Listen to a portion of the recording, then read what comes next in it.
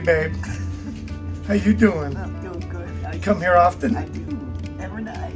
Every day. Hey, in this, that's one kind of hookup. In this video, we're going to talk about your RV hookups. So stay tuned and let's get outside.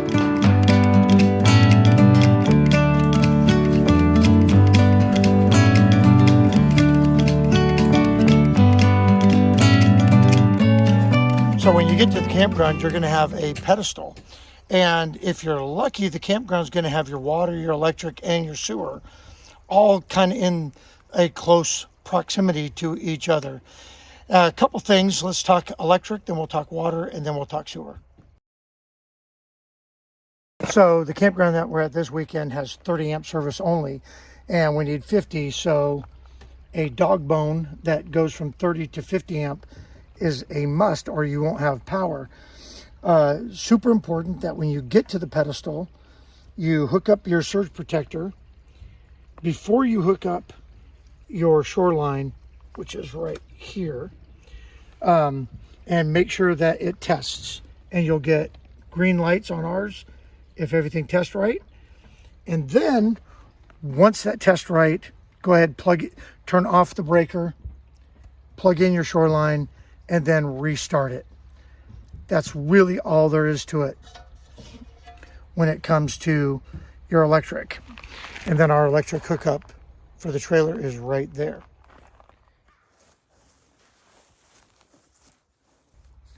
When it comes to water, we use the splitter, and that way we have an additional hose that we could hook up for flushing or whatever, running through our pre-filter, our filter, and then we have a 90-degree, actually this little,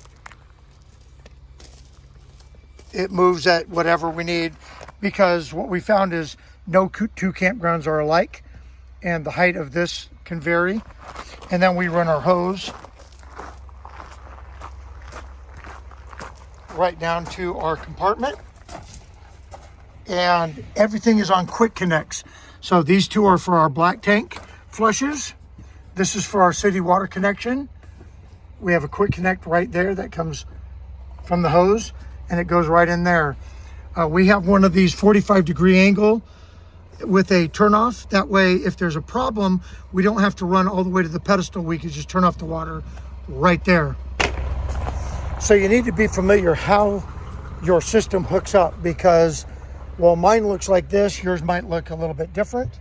But you need to be familiar of how things hook up and you know what your approximate lengths are. So we know that we have to have at least a 50-foot hose, because I mean our whole rig is 41 feet, and so from that compartment, and most water is down toward the rear. So we keep a 50-foot hose and a 75-foot hose, and we keep our 75-foot hose just in case we need it is spooled up right there. It's always better to have more when you don't need it than not enough when you do. Something like that. Okay, finally we'll talk about sewer connection. And very first thing that you should get when you get a rig is one of these Valterra extra valves and a clear elbow at whatever degree you'd like. This one is a 45. They have them in 90 also, and they have them that are straight out. And then enough sewer hose to get down to the sewer connection. It's pretty self-explanatory from that point on. We carry 3 hoses. We carry this one right here, and then we carry that little brown one right there, and then we carry another one. And truth is, we've had to use all of them. That's our sewer bin, so that's the only thing that touches black. And there's that other little hose right there. That actually goes with our portable sewer tank. And we keep our gloves right here in a little old container. I just cut a hole. Now we could grab gloves when we need them. And they're right there for us, right there with the paper towels.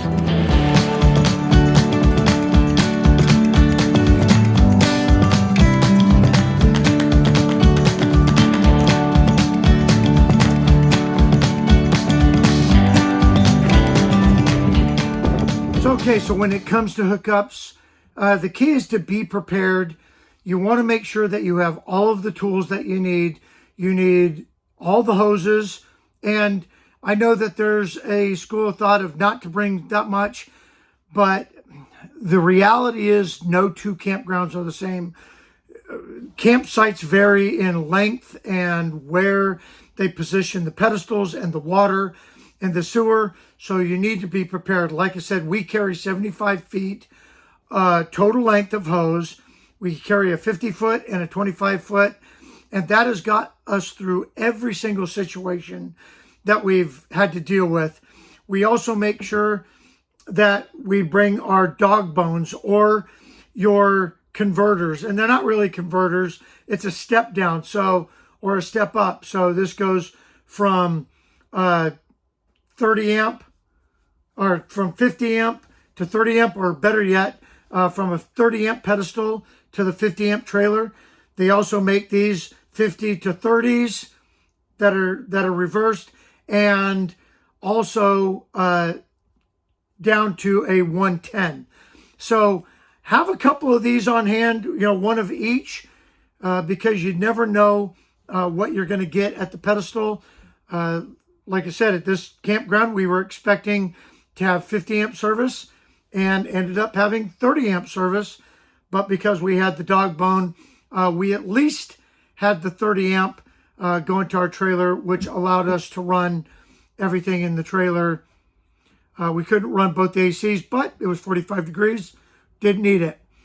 But being prepared is key. And then make sure that you have a good surge protector. You could go out there and get a surge protector real cheap. But remember, the electronics of your rig that you spend a lot of money for is really dependent on how well that surge protector protects. And there's all kinds of different varieties. There's onboard, there's the pedestal type that we have. And I think we paid $100 and something bucks for ours, and you could go all the way up to hundreds of dollars. But make sure that you have a surge protector. Check that pedestal before plugging your rig in, and you'll be good to go. All right.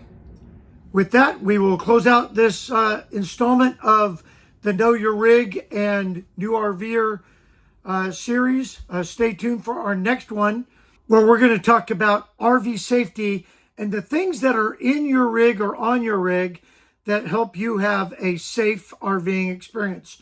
You're not going to miss that one. It's stuff that's often overlooked. All right, stay tuned, and we'll see you in the next video. Thanks for coming.